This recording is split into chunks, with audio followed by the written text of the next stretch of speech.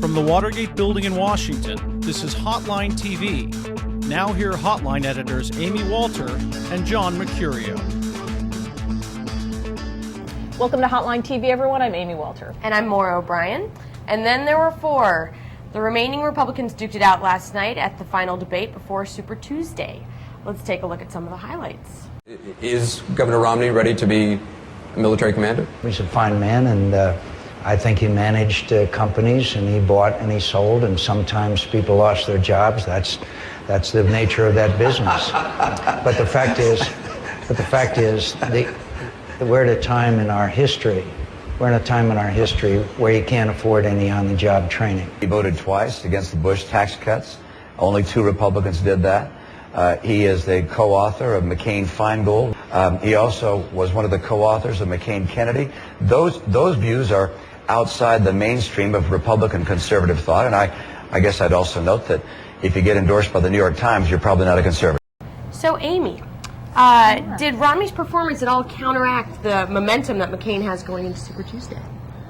One word, no. No. I completely agree. No, and no, and no, and no. He needed to do something in this debate. Mm-hmm. And I think McCain came in looking for a fight. I mean, he was feisty. He came across as sort of angry, cantankerous.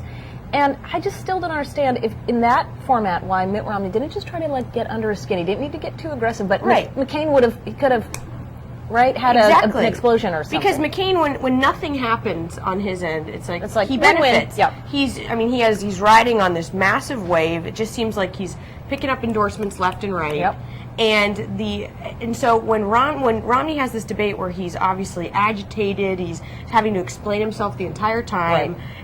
And McCain just kind of sit back and just watch the whole thing implode. Right. And so he doesn't really have to do anything. But when Romney spends the whole time, making excuses for himself, then it's not good for him. Right. And I don't understand. He doesn't have to do that. I mean, he can spend more time. So I don't know if this is an internal battle that he's having about whether to go negative or not, whether this is, as we've been hearing so much about, it's an internal campaign debate, where they're going to put up ads. You just told me that they are now they're going to be putting them up in California and a couple other states.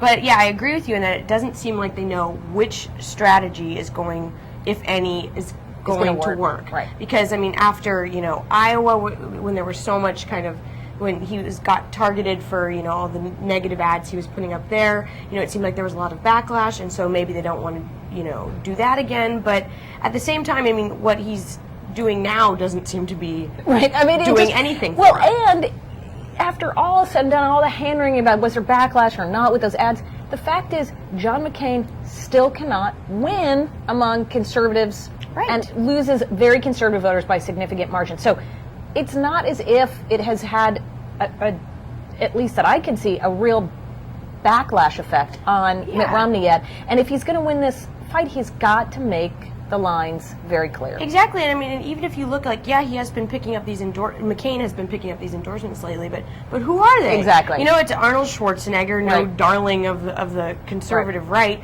Rudy. It's not like McCain is all of a sudden has the conservatives on board. Right. Not at all. Well, and that's and I find that fascinating too. It's for all the conservatives, especially the talkers, Glenn Beck and Rush Limbaugh and all those folks who spent all day yesterday just furious with McCain. Right.